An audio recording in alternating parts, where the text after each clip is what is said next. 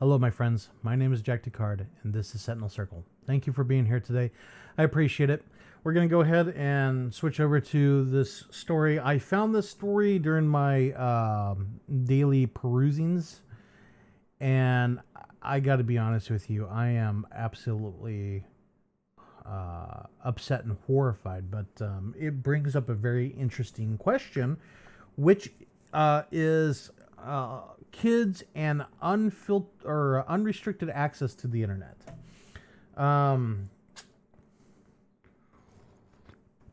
So I, like many of the children or the adults now, but the people that grew up around my age, I'm 35.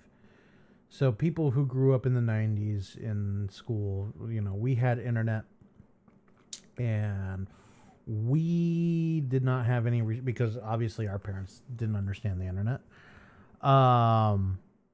But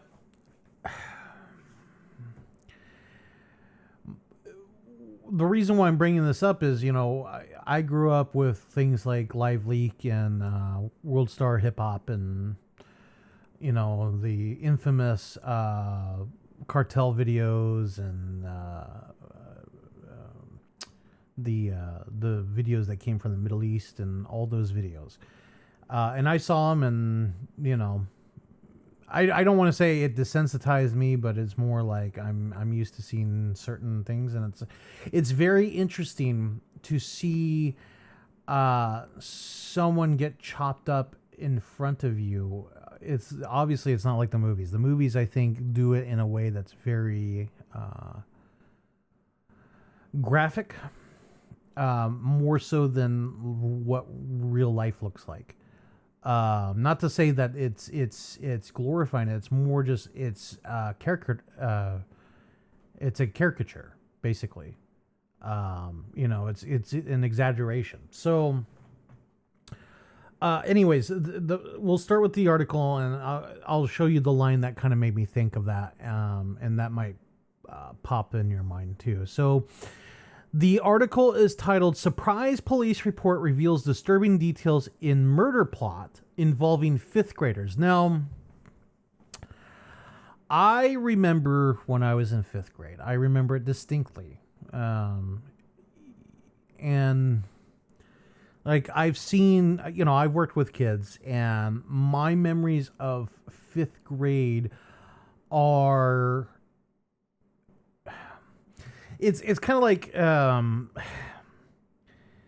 do I want to say this? Like, I saw 5th graders, and I'm like, oh my goodness, that's what 5th grade looked like from an adult's perspective. That's kind of what it looked like to me. And like, I see like family members who are around that age, and I gotta say that it's different these days. And I've talked in the past about, stories where, the one story that sticks out of my mind is when I was in 6th grade, and these two girls were talking about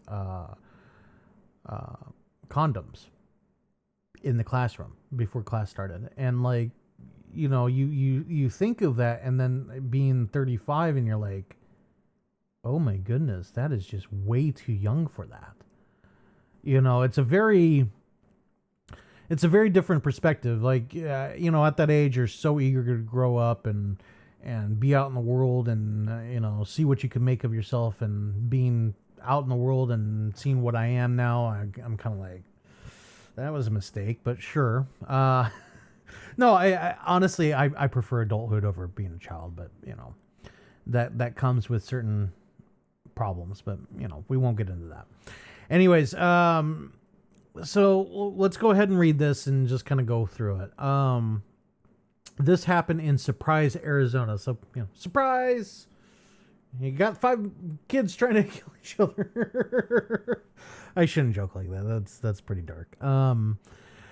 So this happened in Surprise, Arizona. A newly released police report revealed disturbing details in a murder plot involving 5th grade students in Surprise.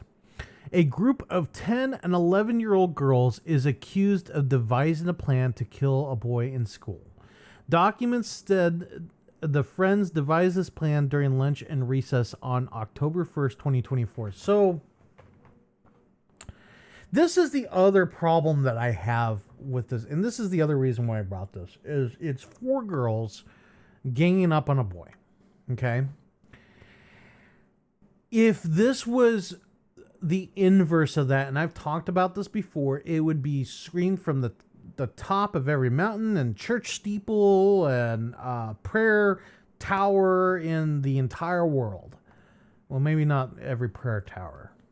But still, my point is the Western world would be so up in arms that 4 men in their toxic masculinity wanted to unalive a precious little girl. But because it's 4 girls who want to unalive a boy, we don't really talk about it. You know, I happen to see this article through a different news agency, one owned by a individual by the name of Glenn Beck. But I did not want to bring that specific article because that instantly brings up issues with, you know, who he is and what he represents and all that stuff. So I went to the source, which in this case was Arizona. Point being is that that's how I found out about it, and I had not heard anything about it before. When I did a search for these articles, I did not see many major sources on it. It was like regional newspapers covered it. That was about it. That's sad. That's really sad that we're talking about 10 and 11-year-olds, 10 and 11-year-old girls plotting to unalive a boy of the same age. They don't specify the age of the boy. Unfreaking believable, if you ask me. But, you know, I guess he had it coming, you know, because he happens to have, you know, a thing between his legs and not a space. You know, we're talking about children, for God's sakes. God, I can't. I absolutely hate it. Anyways, just end him was the goal, according to the police report, which said the motive may be about a recent breakup and cheating allegation. What? They're 10 and 11-year-old. What cheating allegation? Like, what are we talking about here? Good Lord, I need a sip of coffee here. According to the police report, 4 5th grade students at Legacy Traditional School's West Surprise campus plan to lure a classmate into the charter school's outside bathroom and him in the stomach. That's horrifying. That is absolutely horrifying. And, you know, I'm glad that we're talking about an accusation rather than an event. You know, I think it would just break my heart if the story was boy found in bathroom at charter school, 4 girls arrested. You know, thank God they caught it in time. But, like, good Lord. This is sad. Each girl had a role to play to get away with it. One would bring the knife. Another would forge a unalive note to make it seem like he took his own life.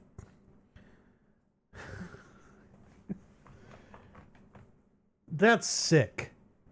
That is just absolutely sick that they went that far. Someone would act as a lookout while the other carried out the actual action, you know, with the knife. I think we all know what the action with the knife is, but I want to be very cautious, okay? To avoid fingerprints on the weapon, they would wear gloves, which there have been studies that it's going to depend on what gloves we're talking about here, but there have been studies that, like, latex gloves, you can actually get fingerprints even if you wear latex. So, I think what it boils down to is like, the CSI shows, they're, what am I trying to say here? It's not just about like wearing gloves. You got to be very careful when touching things as well. Legacy administrators worked with the school resource officer to investigate when students who overheard the plot came forward. So it wasn't even the adults that found out. The adults were approached when other students who heard it. I gotta applaud those students in that situation because they did the right thing. The fact that the students did the right thing and knew to do the right thing, that is incredible. That takes courage. And I hope that those kids realize that what they did was probably the most heroic thing they'll ever do in their freaking lives.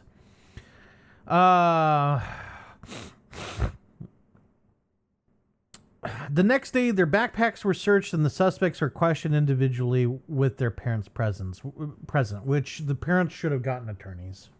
As much as I think that what these kids were doing was wrong, they still need attorneys. They still have the right to an attorney. Even criminals have rights.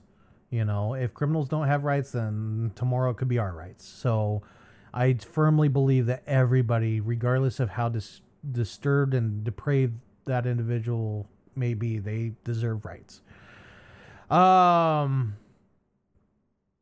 All 4 children were arrested on charges of threatening and misdemeanor disorderly conduct, which, fine. The police report said 3 students showed remorse, but the 4th would smile and laugh when making excuses for their actions. Keep an eye on that 4th one. Travis Webb, a licensed clinical therapist, said a few factors could give children trouble realizing how serious their actions can be. Their brains are underdeveloped at 10, 11 years old. The female brain isn't even quite half developed. Wow, I got to reread that. Sorry. The female brain isn't even quite half developed. The part of the brain that... Okay, so it's just a poorly worded sentence. That's not me. Okay. Let's try that again. I'm going to read it as is. But like it's kind of brain rot. The female brain isn't even quite half developed. The part of the brain, it shouldn't be hasn't even quite half developed. The part, okay. Basically, the part of the brain that regulates emotions hasn't been quite developed. Okay, that's what they're trying to say. That kind of talks sense into this. It's early 20s before the female brain is to finish developing. Okay, sure. Either way, that was just like a word salad of a sentence. Like, I understand you're trying to quote the dude, but could you like at least make it like, coherent? Please, that's your job as a journalist, is to make the story make sense to me. On top of that, Webb explains kids are exposed to more violence at a young age than years before because of social media. That's not true. That's crud. Okay, it's not just because of social media. I mean, we had social media, but before that we had the internet. Now before that we had TV and movies. Like, stop that. Just stop. Okay, that's crud, and you know it. All right, just don't blame social media on this. Blame everything. 2025 is different from 1995. It's different from 1975.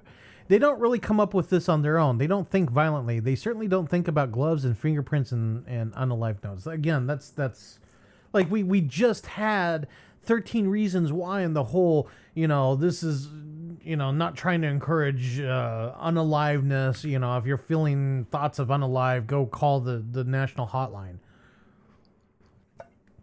Okay, that's all crap, and these guys know it. Okay, he said parents should not give kids unrestricted access to the internet and assume they'd be okay. And I do agree there, But it's not just internet, it's things like TV, books, all these things. Just because it's written and got a fancy cover doesn't mean it's, healthy for the brain. I've read some pretty brain rot material from books, So my point here is that parents need to be parents. That's really what it boils down to. It's obvious that these 4 girls, their parents were not really involved. The fact that the parents were there and questioning, okay, that's one thing. But where were they before that? I'm sure they noticed something, but it's possible that kids are just good at hiding things. I don't know. We just had, not too long ago, the whole thing about Jeffrey Dahmer. And it's obvious that Lionel, I think that's how you pronounce his name, Lionel, like the trains. It's obvious that he was trying to be a good father. He realized he made a lot of mistakes. But by then it was just too late anyways. And the problem is he, it showed that one scene where they're in the diner talking and Jeff is like trying to tell his dad, hey, I got a problem. And Lionel was kind of like, oh, don't worry, everybody's got those problems. I do sympathize because Jeff knew something was wrong. At least in the show. I don't know about in real life, but Jeff, at least in the show, knew something was wrong. He was trying to get help, but he couldn't. And then Lionel did write to the judge trying to get him help for his alcoholism, but the judge wasn't willing to help either. So it's just, I guess what it boils down to is there's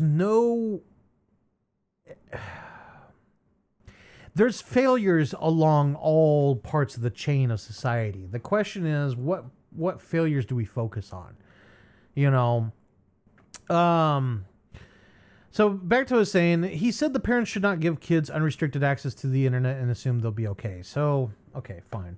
You have to be a little more aware and a little more vigilant in talking to your kids about what they're seeing on the internet and really helping them.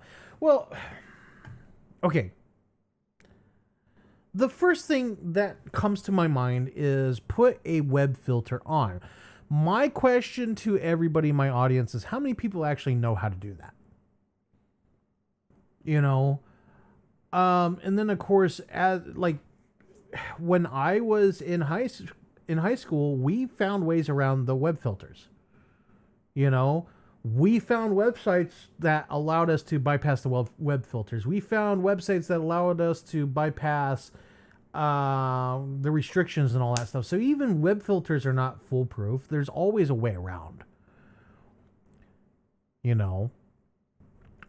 So there's always going to be this battle, and then of course we've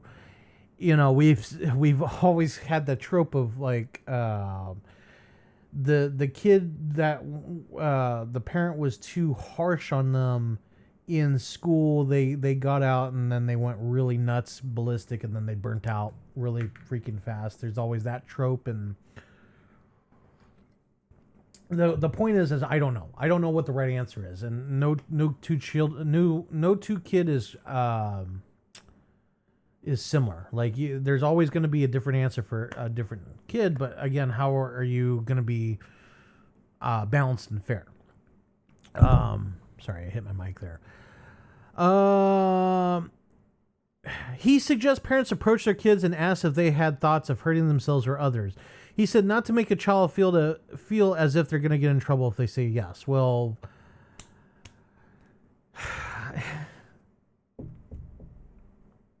I already know in my mind how that conversation is going to go down. You ask a kid, hey, are you thinking about unaliving yourself? Kid says, no. Okay. And then you walk away.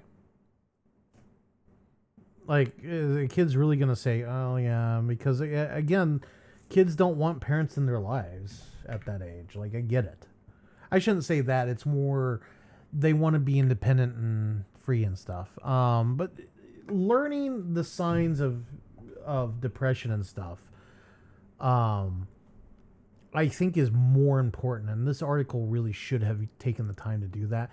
Again, this is kind of my issue with these articles is it's so basic and boilerplate that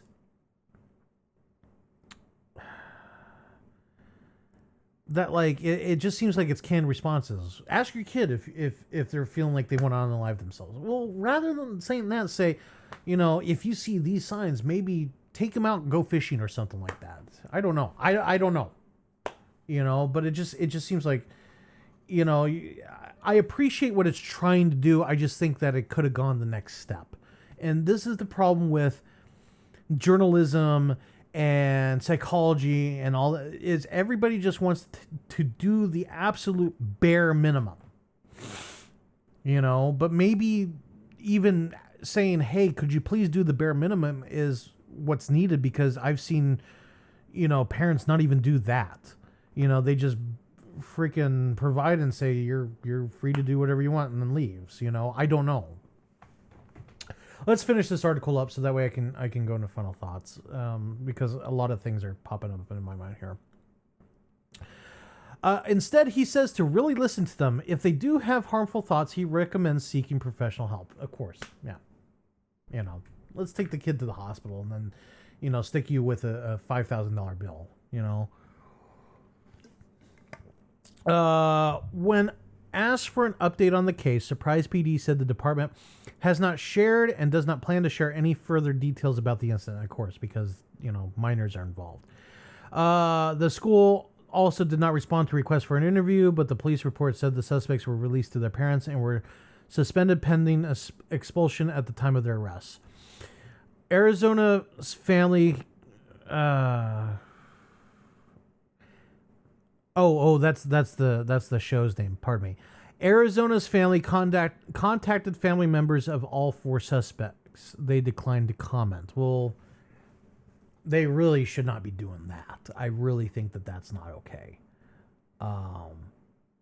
But yeah. So let's go into. Let's take a break, do the ad read, and then come back with final thoughts. Okay. Because I got a lot of thoughts on this article. Okay, so stay right there. We'll come back. Thank you very much for being here. I appreciate it. Hello, my friends. Jack Descartes here once again. Thank you for watching this video. We appreciate it. I just would like to take a few moments of your time. Right now, we are currently raising money to host a website. We have Venmo, Cash App, PayPal, as well as a Patreon, in case you'd like to donate once or you'd like to give a continued donation. The donation on the Patreon is only $3 a month. Cash App, Venmo, and PayPal, you can donate however much you want. There is no obligation. I will continue to try to provide as much content for free as possible. Once the website is up, we will use that as a hub for all Sentinel Circle related activities, including local meetups, as well as online meetups, online discussions, and videos. So again, if you could go and donate to either Cash App, Venmo, PayPal, or Patreon, all the links are in the description. We appreciate everything you have done for us. And if you can't donate, we still ask that you like, subscribe, and share. All these activities do help even in the most insignificant ways. If you do donate, you will be immortalized in our videos and the website. Thank you very much for your time. I appreciate it. Now back to our scheduled program. Welcome back. Thank you for being here today, and thank you for coming back. I appreciate it. So we're going to go right into comments. First comment is from the Dark Cell. It was fun. Thank you for having me, or thanks for having me, I should say. This was in regards to the live that we had the other day about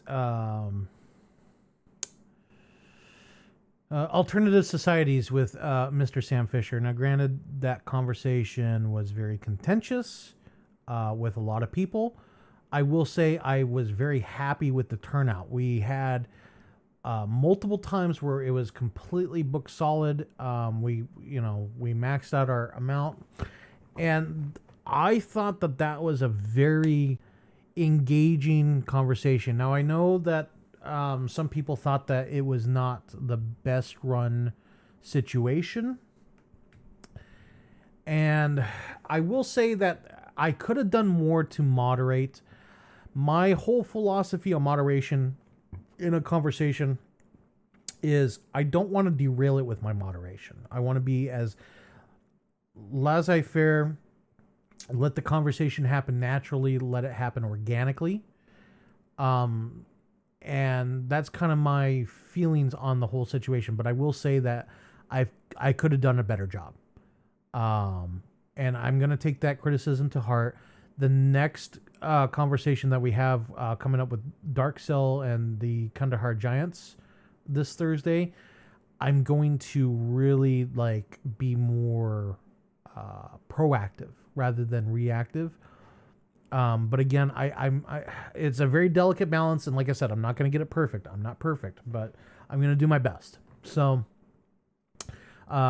it was nice to have the Dark Cell. It was nice to have everybody else like Sam Fisher, Nick, NCK488, Godfather Ramadi, MGTOW Outlaw, MGTOW Phoenix. Unfortunately, they didn't get the chance really to talk. And that was my biggest issue, was I didn't get enough people talk, because we do have bigger personalities than others, and I want to give everybody a chance to talk. That should have been the absolute goal. So we'll work on it. Nothing's perfect, but we'll just keep working on it, and hopefully we get a formula that works. Okay. So again, Dark Self, thank you very much. Next comment, Frank Rizzo. It's always good to hear from Frank. This is in regards to Bonnie Blue. Yeah, Bonnie Blue. Yeah.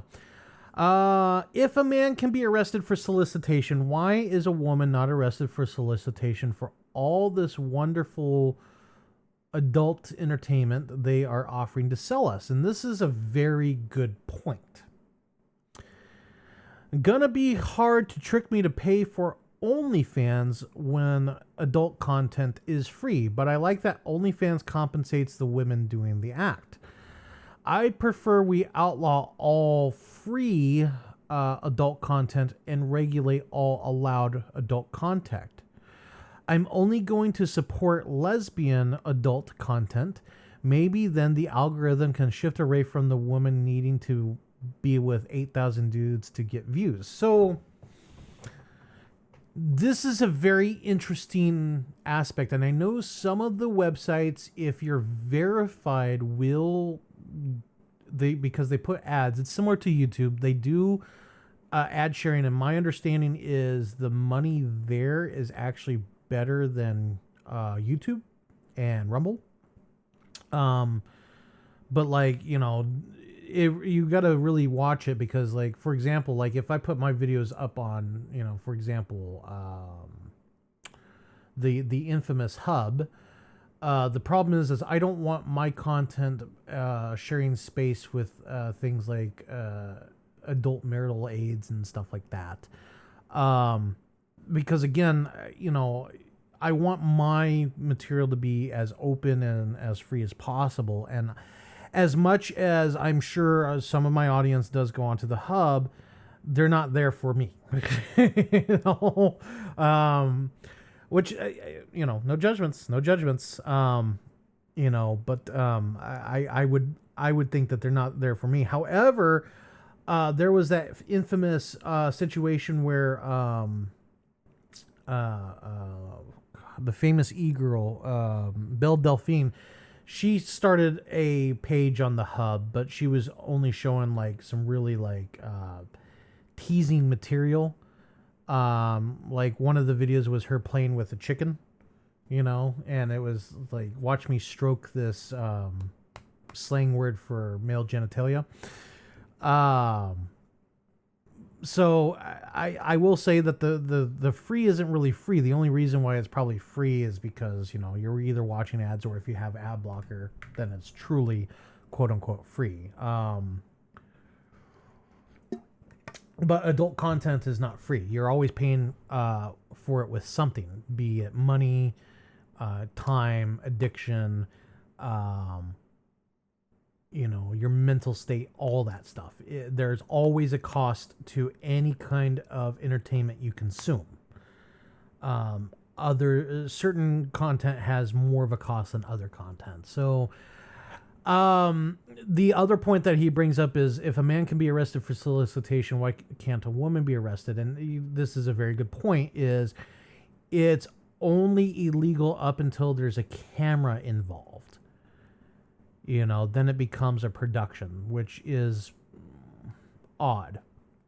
And I did bring up a point with Sam Fisher about this as well, is I do believe that the reason why the world's oldest profession is illegal is because it forces a certain lifestyle upon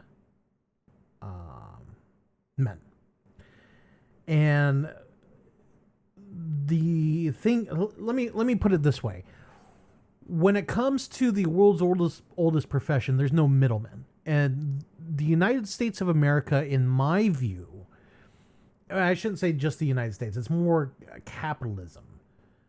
The whole point of capitalism initially was, if you have a lot of money, you can go build something with it, right? Or if you have an idea, you can go find the money and get it, because, previous economic models did not allow for that, and capitalism does. And that's why we have many great products like computers and all that stuff, right? The problem with the system is there's middlemen. Like, I know Tesla currently is fighting to be allowed to sell cars without dealerships, right? Because the whole dealership law came about during the Great Depression. It supposedly creates jobs, and the whole point is, like, if I as a customer have an issue, it's better for me to complain to a dealership rather than a giant corporation like Ford or Chevy or whatever. That's at least the theory, because if I complain to the dealership, they're gonna, because they want my business, right? And then if a dealership complains to Ford, well, that dealership represents a significant amount of business that Ford has to listen. That's the whole point, is it allows, at least in theory, is it allows, because, like, if I complain straight to Ford, they're not going to listen to me. I'm just too small. I only bought one truck. But, if I buy one truck from a dealership, that's a significant issue for them that they want to make me happy. That's at least the theory behind it. But of course, internet's changed all that. And the monopolization of power has since shifted from, like, middlemen back to the consumer. And I can go on and on and on about my theories on economics and all that stuff, but that's neither here nor there. The point is I feel that when it comes to the world's oldest profession, the deal's between a woman who's doing it and a man. Okay. Basically like a small business to an individual, whereas adult content, because it's such a big business and there's money involved and all that stuff, they were able to lobby the government to get it allowed, because they have the backing and all that stuff, right? So that's specifically why it's allowed. I feel that, like, obviously the government needs to get out of it, but like I said, I feel that adult content is kind of like the tease, it's just enough to kind of get you going, versus like the world's oldest profession, which is, if you constantly had that, then obviously you wouldn't need adult content and et cetera, et cetera, et cetera. Anyways, point is there's middlemen when it comes to adult content versus the world's oldest profession, and that's what it boils down to, is too many people are making money off of adult content. Okay, in a nutshell, that's what it is. So, but I agree with Frank Rizzo. There has to be changes. The question is what? This is not the format for this. So, but thank you, Frank, for your comment. I appreciate that, and it's good. It's thought provoking, and that's what I seek here, is to provoke thoughts. Nick, it's always good to hear from Nick. He says, and this was the video about adulting 101. It says, I will tell you, my mother didn't teach me anything relevant. I took home economics, did the baby thing, and I agree it needs to be taught in schools, but it has been removed. And like I said, I've done some soul searching on home economics as a course in school. I do firmly believe that in a perfect society, that kind of stuff should be taught at home. But Nick kind of brings the point home to me, which is his mother didn't teach him anything of relevance. You know, you have it's Friday. It has Chris Tucker. He goes home and his mom's sitting on the sofa smoking and laughing on the phone while she's watching TV. And I would imagine, based on the relationship, that she never taught him how to run a home either. So I'm kind of doubling back on my original thinking on this now that I've really sat down and thought about it. And I'm starting to come to the conclusion that maybe home ec should be taught at school, and it should be a required course similar to basic economics, like how to balance a checkbook and all that stuff. I still don't know. My opinion is still out on that because, like I said, I'm of the belief that, you know, things at home should be taught at home. But like I said, people aren't getting taught at home because the parents are either busy, they don't care. Maybe there's a lot of kids at the house and they're busy with all the kids. You know, I don't know. Maybe we need to have a revolution on what's taught at schools. Maybe we need to have, because to me, high school is meant to be college prep, but I don't believe in that either because that it reinforces the whole high school to college pipeline, which I don't believe in. You know, like I said, I have many different thoughts on it. I'd have to really sit down, really hash out those contradictory points in my head and come up with a better pipeline, in my view. I do believe that high school should be like the baseline. Like, you graduate high school, you should have like the bulk of the work available to you. There's no reason to have like a 2-year degree or a 4-year degree to go like work at a factory. You shouldn't have to do that. You shouldn't have to have a 2-year degree to run a garbage truck. You shouldn't have to have a degree to run a lot of that stuff, right? But at the same time, like, we're constantly pushing a 4-year institution, and I think that we're overlooking the 2-year institutions, like your community colleges, your city colleges, all that stuff, whatever. We're overlooking that aspect as well. So like I said, I don't know what the answer is, you know, because I have to really sit down. Like, I have ideas, like obviously engineer, you should go to school for being an engineer, a lawyer, you know, that kind of stuff. Right.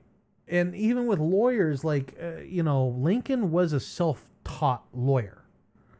So again, I don't know. It just seems like credentialism is a big problem in our society. Like, you have to have a piece of paper to say that you know something, but the piece of papers that do tell people that you know something is kind of like, okay, well, so what? You know, high school used to be like, you got a high school degree, the world's your oyster. Now it's like you have to have a 4-year degree just to be able to work at McDonald's these days. You know, which that to me is ridiculous and wrong. So I don't know what the answers are. You know, and a lot of these kids are graduating. They can't even read books these days. So it's obvious that the whole system is broken. And that was kind of the whole point of our talk with Stam in the alternative societies aspect, is I really do believe society is so broken and nobody wants to fix it.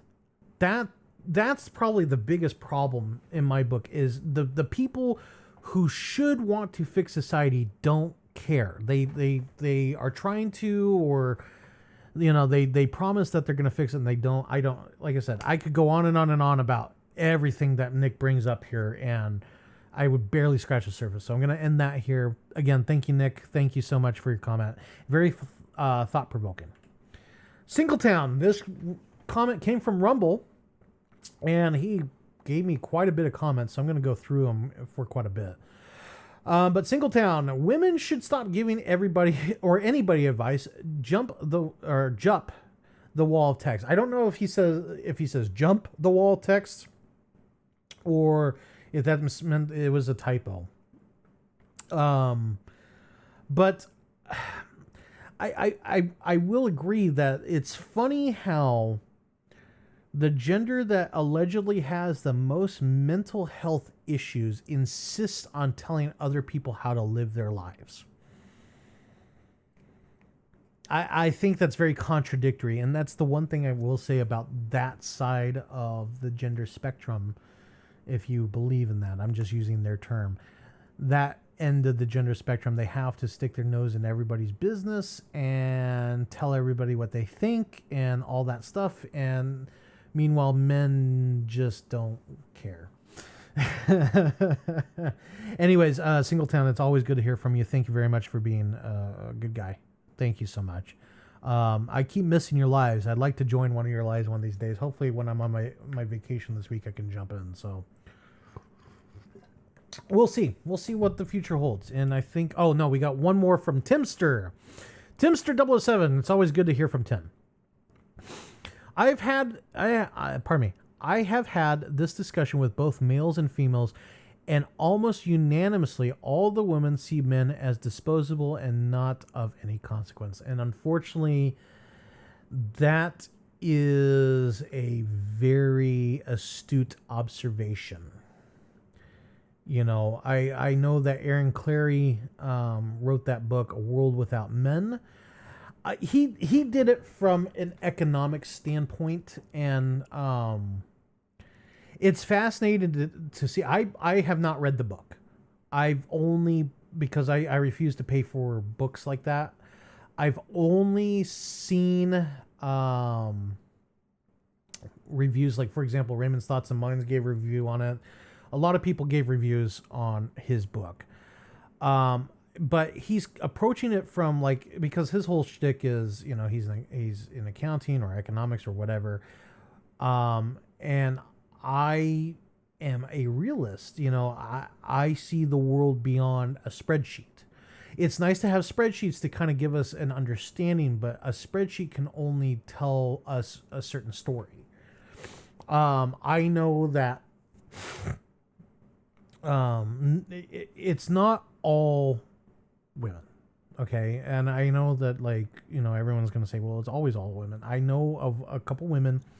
Like, I in my field, I do have one woman that works in my territory doing what I do. It's mostly dominated by men, though. I know of a second woman who I met during my training in Dallas who is in my field. And so I know that women will do certain jobs, okay? The problem with that, though, is it's only a very, very, very small percentage. I do think that, like, okay, in my mind, let's just take this scenario out. If men disappeared today, okay, like, I was not here, you were not here, because I know the bulk of my audience is male. If we weren't here, women, there would be some women that took up those jobs. Not all women. Okay, and then what would happen is, at least how I see it going down, is it would become more of a hierarchical structure than we have today. Because I'm of the belief that it's not a men's issue or a woman's issue, it's a human issue. Humans just want hierarchy, they want structure, they always aspire to that. They may say that, well, you know, we really don't, but no, that's human nature. We are a species that wants structure in that way. Not everybody does, but most people. Okay? If we were truly a species that did not want structure and all that stuff, we wouldn't be in the society we are today. Okay? But we are hardwired to want those things. Okay? We are hardwired to want resources and all that stuff. Now, again, I want to sit there and say that a person like me is beyond that. But the honest to God truth is, unless I physically live it, I don't know. And the only reason why I say that maybe and I'm just talking about me here, I'm not talking about anybody else, but maybe I'm different, is because of the experiences in my past that led me to believe that. Example is, everybody knows that I went through some legal issues, and the reason why I'm so anti-corrupt, I'm not anti-cop, don't conflate the two. I'm anti-corruption. And the reason why is because I myself have experienced what a corrupt cop can do to an individual. There is a story that I just ran into where this cop, who is a known, he's on the Brady list. He's a known liar, and he still managed to get a woman put away for over her sentence was 6 years, but she was in jail for 22 months, or in prison for 22 months for a pipe. And the police officer lied on the stand, lied in his reports, lied to everybody, saying that she admitted that the pipe was hers when she never said that. There was not a pipe there, et cetera, et cetera, et cetera, et cetera. And the prosecution held back all that information from her defense.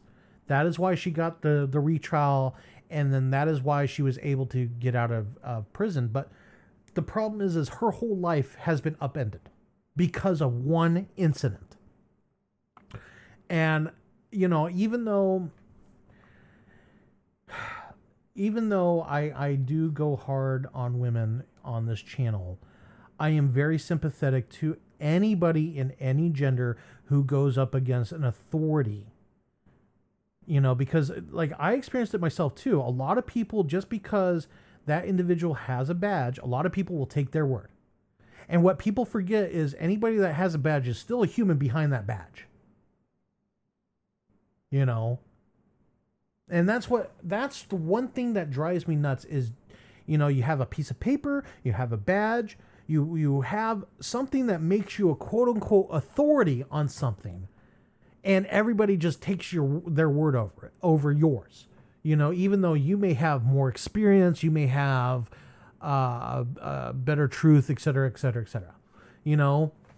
Again, this is one of those things that I can go on for hours about. And we're already at 23 minutes on this half of the video. And we haven't even touched final thoughts yet. So, Tim, it's always good to hear from you, my friend. I hope you're doing well.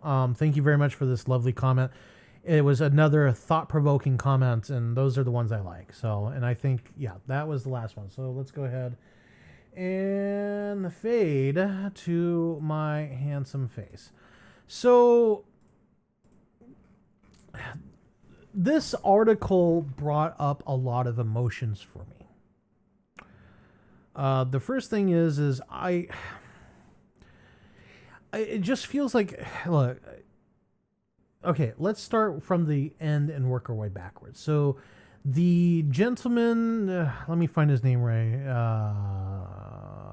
Travis Webb, the licensed clinical therapist.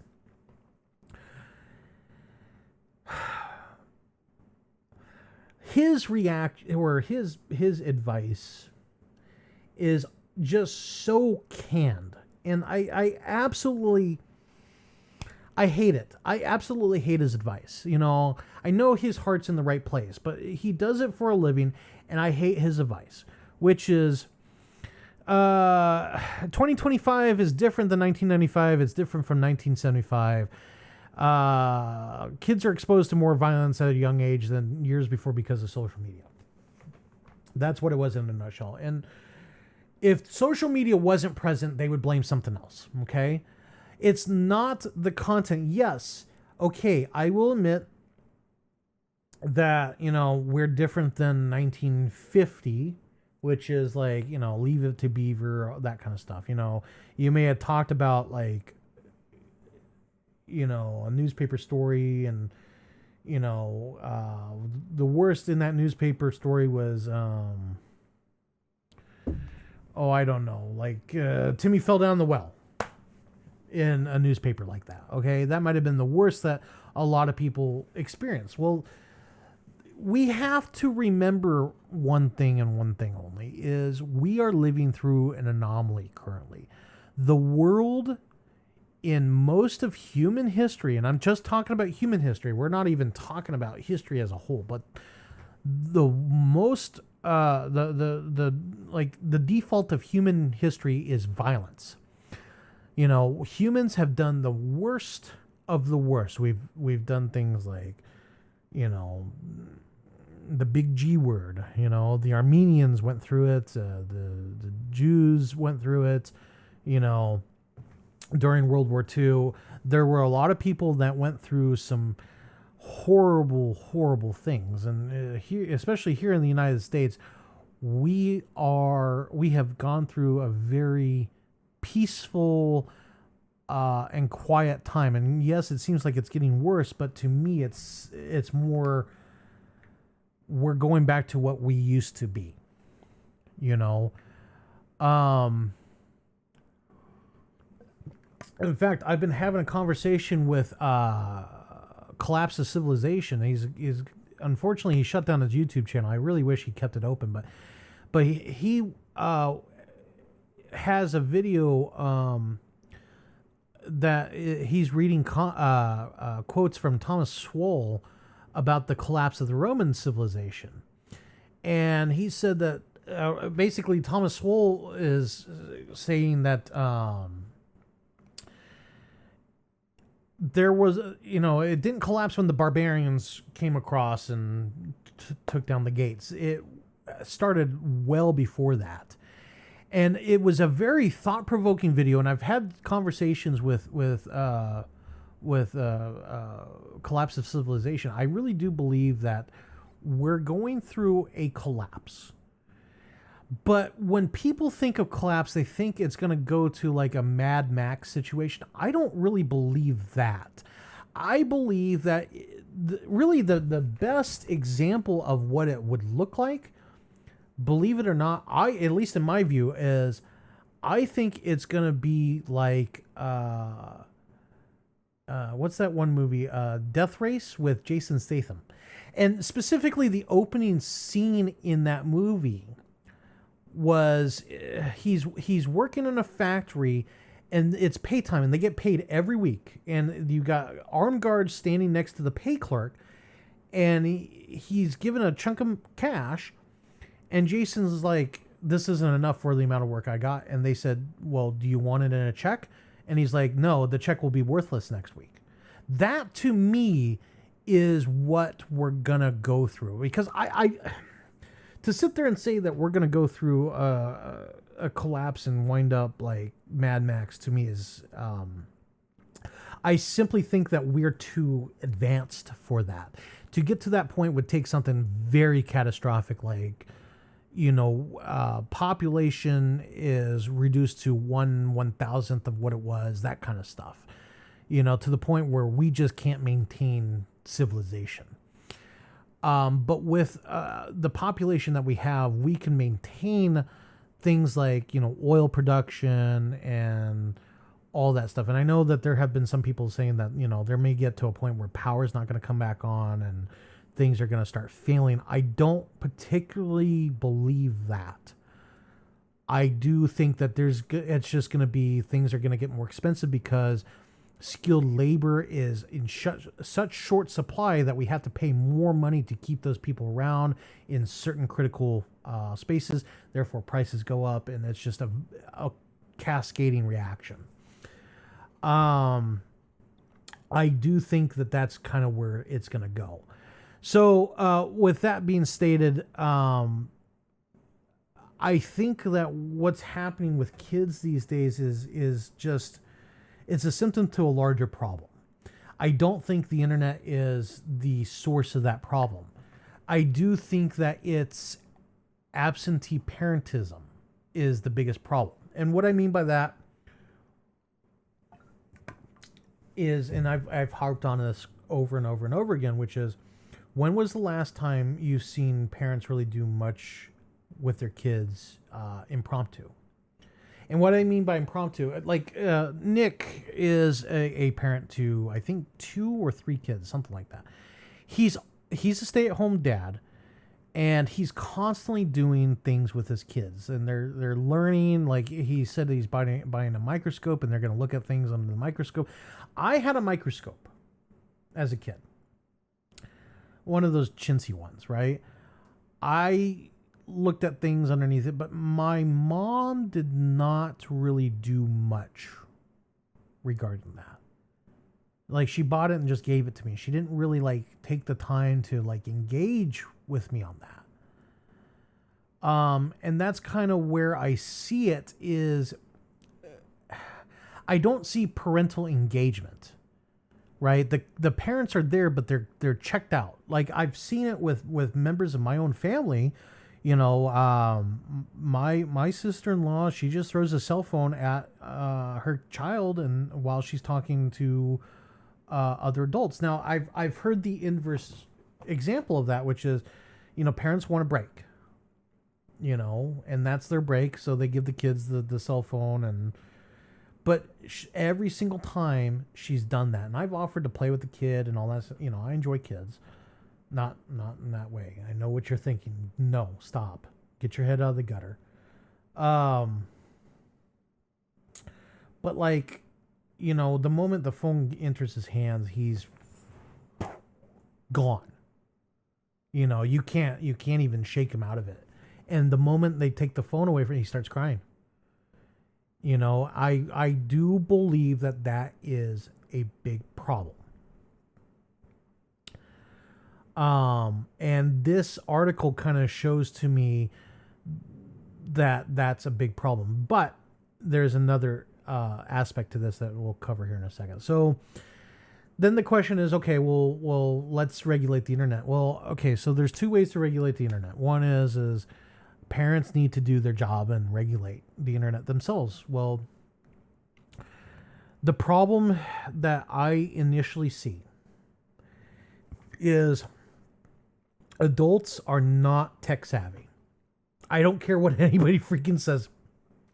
Like, they may know how to use a tablet. They may know how to set up a Wi-Fi. That doesn't necessarily mean tech savvy, right? That just means that they can do the basics of things. And there are certain adults that are even my age who can barely even do that. Me personally, I'm heavily in the tech industry, but I wouldn't even consider my job a tech job. My job, if I had to say anything, is more mechanical than computer. I just happen to use a computer every once in a while. Like I'm in this weird industry that blends blue collar and white collar, right? They call it like light blue. Like, it's a tech job, but it's, you know, I still get dirty. Okay. I know how to set up a filter on my router. I know how to log into my router, but we've seen time and time and time again that people buy these products and they do the bare basics. Like the one example that immediately pops up to my mind is I don't know if a lot of people remember way back when, but you had the issue with the baby monitors, the Wi-Fi connected baby monitors. And there were these hackers, they were white hat hackers that were driving down the road, and they were logging into the baby monitors. And the way they were doing it was they were just logging in using the default username and password. And in my industry, we have a default username and password as well that we use to log into all of our stuff. When I worked with financial systems, I've seen news reports that were talking about the keys that we use. They're like, well, you know, these computers, they have the same key, you know, and people were like, well, that's just frightening, and you know, they should change out the keys. And it's like, you guys don't realize that, like, if we had different keys, we'd constantly lose them and have to drill them, and it would just be a headache. So I don't know where this is. I don't know if this is sensationalism from the media. I know that that's an element of it. I know that parental disengagement is also an element of it. I know that, people putting in the bare effort, like this guy, Travis Webb. His answer was just so canned. I mean, how many times have we read an article and the guy's like, well, talk to your kids and see if they're wanting to unalive themselves, and if they are, seek professional help. And it's like, that's it. And it's just what it is it's a 2-second blurb.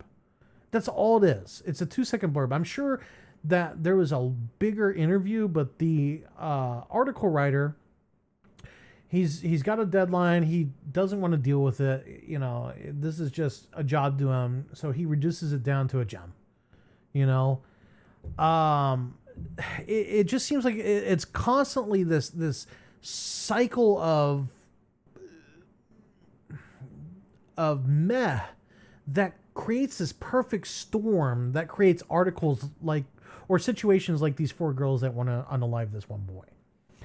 So there's that aspect. And then the second aspect was if the genders were reversed and it was 4 boys wanting to do this on a girl, the world would be in uproar right now.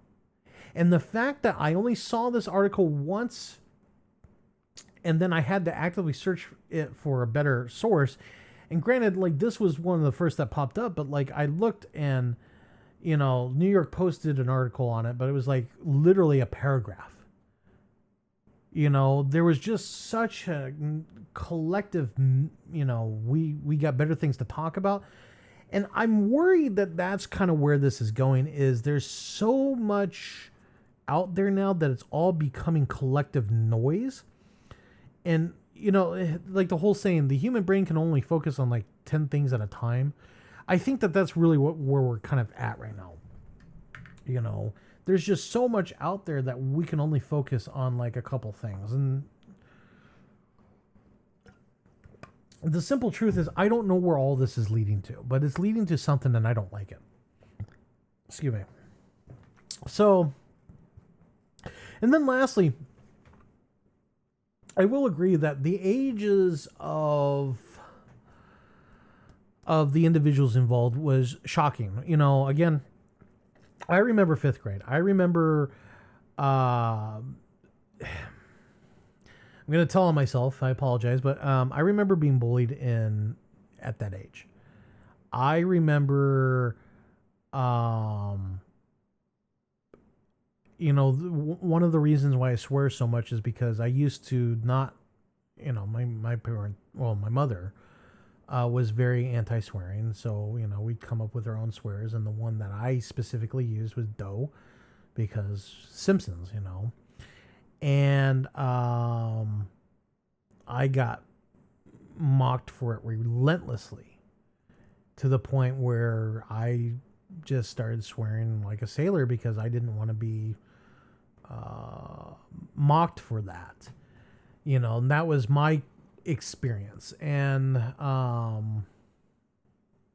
that's the one memory that always sticks out to me at that age.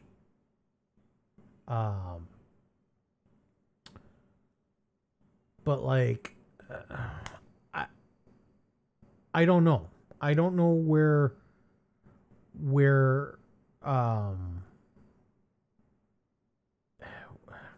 sorry, I lost my train of thought here. I'm trying to think of what I was going to say.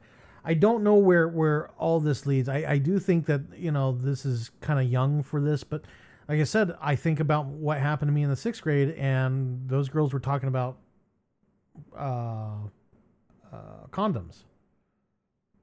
So again, is it a symptom of the times? Is it a symptom of technology? Is it a symptom of absentee parentism? Like, where does it end? I mean, I don't know. I really don't know where any of this ends. I think that at the end of the day, your kids are going to grow up with or without you. If you are a parent, take an active, and I mean active, interest in your children. Being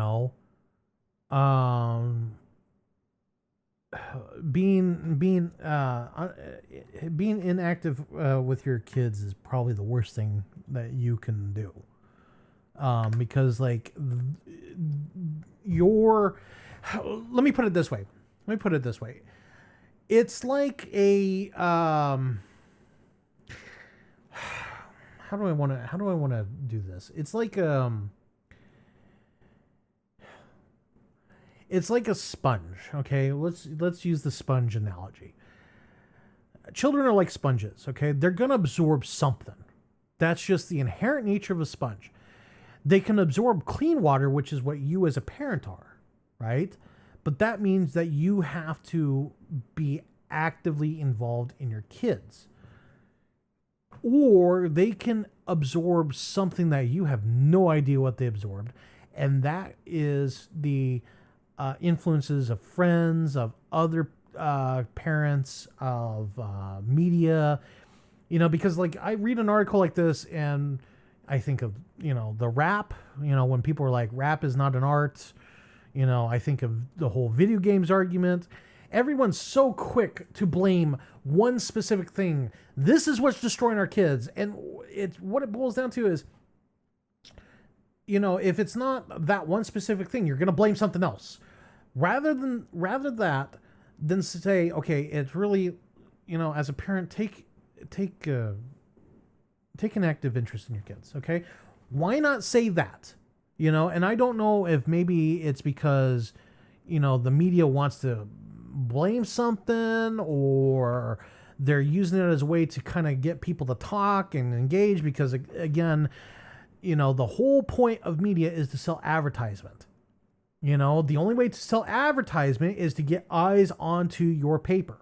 It's to get eyes onto your website, clicks on your website, you know? So that's why they have to say these things in order to get people to click on the website and do all that stuff. You know, I don't know what the answer is, but I know what the wrong answers are. And this article is the wrong answer. So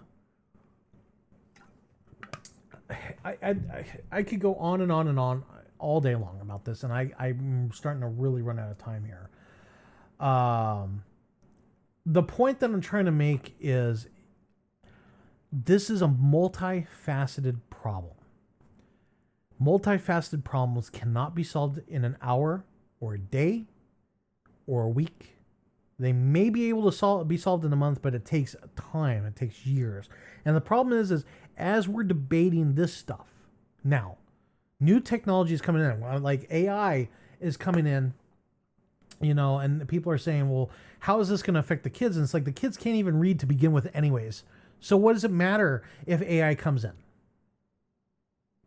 Okay, if the kids can't type, the kids can't spell, the kids can't read, then how are they going to be able to do their homework with AI when they can't even do those basic things? So, you know, where does that leave us? I don't know. I don't know where this leaves anybody. I would like to do a stream with people about this. Maybe I do like a video on it. I don't know. I'd have to really sit down. That's one of those things where I have to sit down, write a script. Like I'd have to really hammer home some points. And this is just not the platform to do it. So I don't know. Anyways, we're going to wrap it up here. Thank you very much for being here. Thank you very much for listening to me ramble on and on and on about God knows what. If you liked what I did, if you like what I am doing, please don't hesitate to like the video, subscribe, leave a comment. If you guys want to help, the best way to help me is just to like the video. That's it. Like if I'm asking for the bare minimum, it's that. Just say, click that little like button. That's all you got to do and walk away, you know? I'm not going to, like, I do ask that you do all those other things to really help out, but like out of everything, just clicking the like button is probably the least amount of help you can give me. And I would be extremely thankful for all that. Anyways, I hope you have a good day. Thank you so much for being here. Have a good day.